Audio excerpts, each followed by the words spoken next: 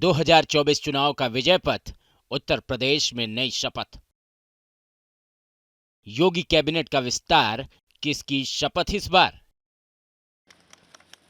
80 seat पर जीत की बात, सहयोगियों का चाहिए साथ। सीएम योगी की राज्यपाल आनंदीबेन पटेल से मुलाकात के बाद सत्ता के गलियारों में चर्चा इस बात की तेज है कि जल्द मंत्रिमंडल का विस्तार हो सकता है।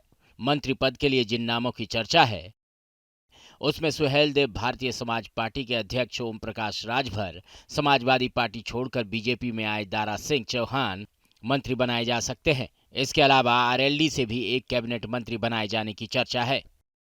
अटकलों के बीच ओम प्रकाश राजभर मंत्री बनाए जाने के सवाल से बचते नजर आए। बात को लेकर चर्चा हो रही कि जल्दी मंत्रिमंडल का विस्तार हो जाएगा। आपको भी कोई फोन आया क्या?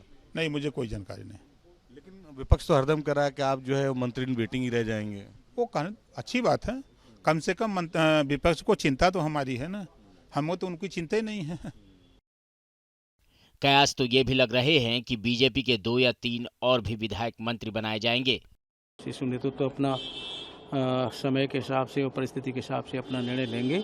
शिशु नेतृत्व का निर्णय जो भी होगा वो हम सब लोगों को स्वीकार होगा और हम उसी के अनुसार हम लोग काम भी करेंगे।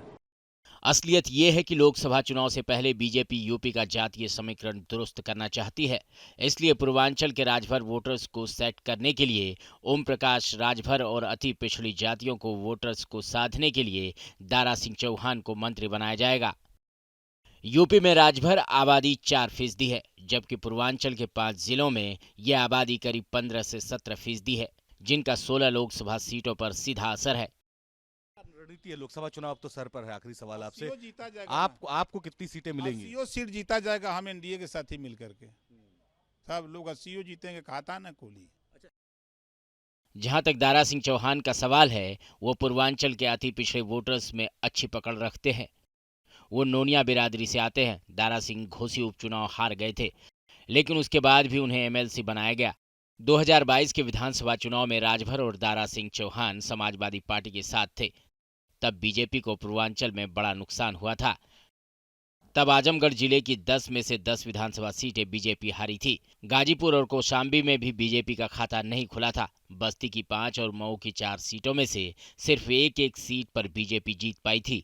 बलिया की 7 में से 2 और जौनपुर की 9 में से 4 सीटों पर ही बीजेपी जीती थी। राजभर और दारा सिंह चौहान से पूर्वांचल को तो आरएलडी से किसी जाट नेता को मंत्री बनाकर पश्चिम में जाट वोटरों को साधने की रणनीति पर बीजेपी काम कर रही है, ताकि मिशन 80 का प्लान आसानी से पूरा हो सके। Team news nation.